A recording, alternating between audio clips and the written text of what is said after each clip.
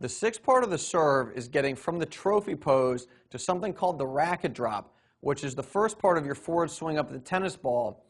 And in this video, we're only going to focus on what the upper body is doing. Now here I am in the trophy pose, and let's first look at my racket and my hitting arm. I'm going to drop the tennis racket down behind my back so that the racket is pointed at the court.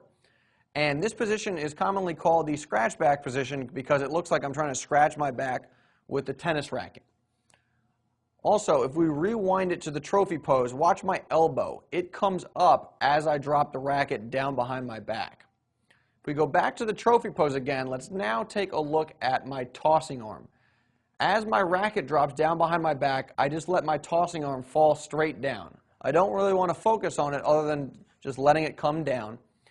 And finally, again in the trophy pose, my tossing shoulder is a little bit higher than my hitting arm shoulder, but when I get to the racket drop here, my shoulder should be about level, and I also want my body to be sideways to the net, or in other words, I want my body facing the side fence.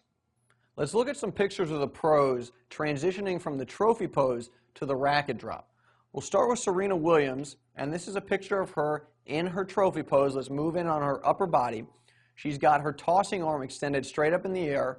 Her racket and her hitting arm are in an L, and her tossing arm shoulder is higher than her hitting arm shoulder.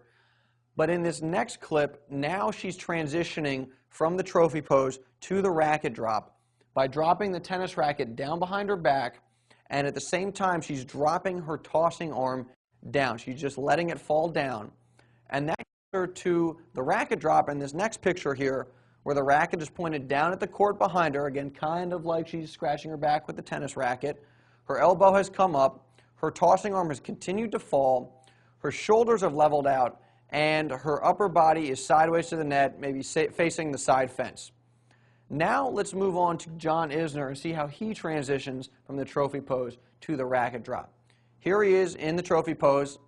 He's got his tossing arm extended up, racket and hitting arm in the L, and tossing arm shoulder is higher than his hitting arm shoulder.